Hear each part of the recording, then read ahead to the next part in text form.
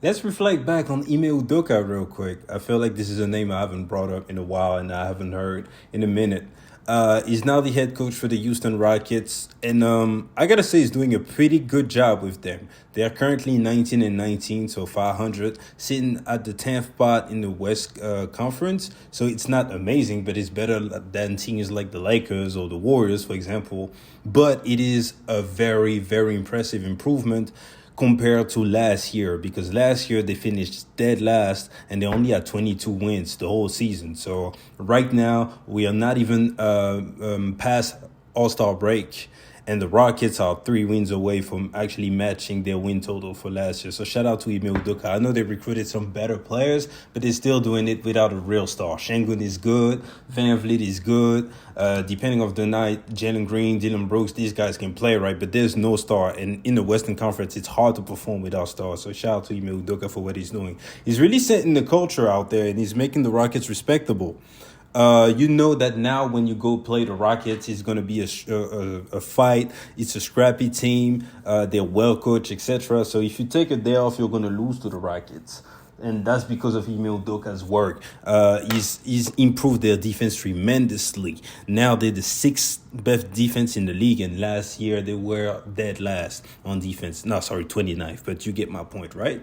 But the reason why we're making this video is not really to focus on what he's doing with the Rockets, is to discuss him actually opening up about his time with the Celtics and the regrets that he had, because ever since we all know about what happened, the whole mess about him having sex with, we don't know who. Some people say it's the VP's wife. Some people say it's just a coach assistant. Some people say it was consensual. Some people said it wasn't. Just a whole mess that was not handled right by the Celtics. And Ime Udoka definitely fucked up, right? But I think they fumbled it because, according to a lot of insiders, including Stephen A. Smith, we know that these guys go out there and they have sex behind the scenes all the time. But when it was Ime Udoka, now it got to be public, right? So yeah.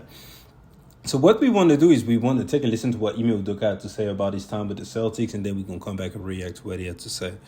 Well, I talked about it obviously when it happened, and then obviously in my press conference leading up to Houston. But job not finished. The relationships you build and the people you impact, and so yeah, that'd be the biggest thing. Is you formed a lot of relationships within a year, and obviously wanted a chance to run it back and do it again with the group that you feel you could build and grow with. And so, letting the people down. And I talked about the players, the relationships I built with them, the coaches that came with me, and then everybody else that was impacted by it. And so from there, that's the biggest thing I would say overall is, letting some people down for sure.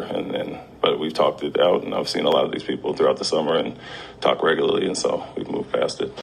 All right, so y'all heard the man. And again, big time fumble by the Celtics. Because I believe that if Ime Udoka is still the coach today, they are sitting on at least one championship. Ime Udoka, for those of you who don't remember, he took the Celtics to the finals on his first chance with the Boston Celtics.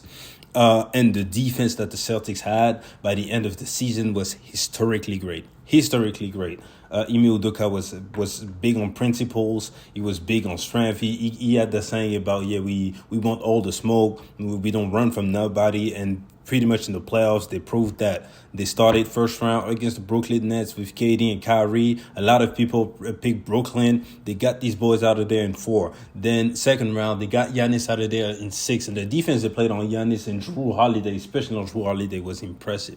Locked all that up. And then in the finals, they survived playoff Jimmy, who was actually going crazy in the conference finals, and they still survived that. And in my opinion, they have a championship. I know Stephen Curry played amazing in the finals, but if JT plays okay, or not okay, but just good, because he was okay. But if JT plays good, they beat the Warriors, and he came up short. And then after the whole debacle, obviously they recruited Joe Mazzulla.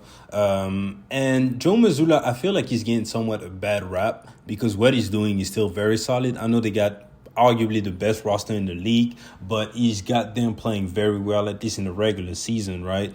They got the second best offense the third best defense. That was last year, made it to the conference finals, and then they just fumbled. And I believe that, this is the big difference. Although it was Missoula's first year, so you have to give him a break, right?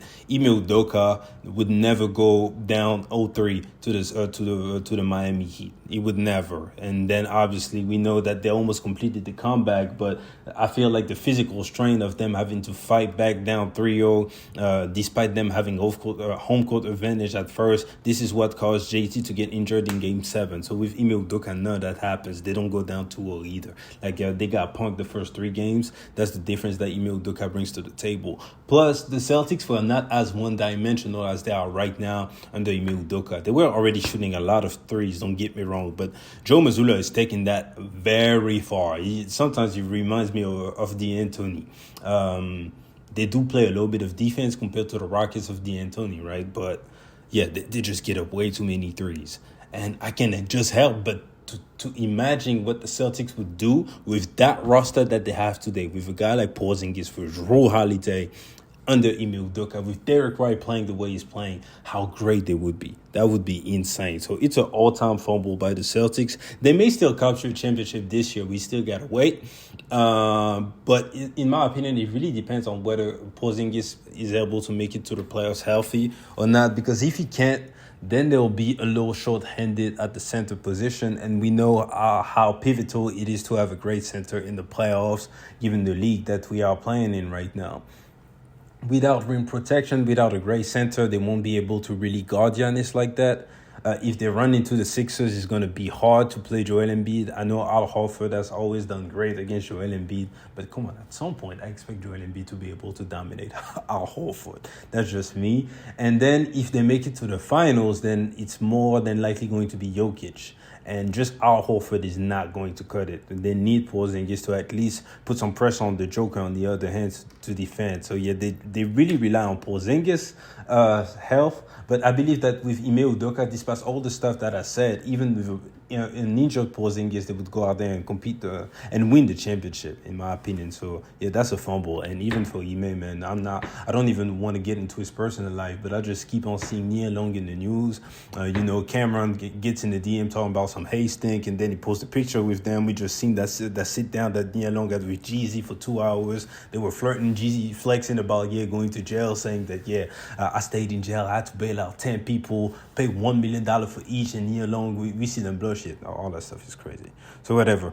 Shout out to Ime Udoka for his work with the Rockets, and I really expect great things from the Rockets. If they're able to bring just 1 star next year, I expect them to make some noise in the playoffs, play a team hard in the first round, and if they get 2 stars, it's going to be spooky. So these are my thoughts. Get in the comment section if you made it this far and tell me, what do you think about the whole Ime Udoka situation, man? Because we never got a chance to talk about it together. And what do you think the Celtics would be doing if Ime Udoka was still coaching right now?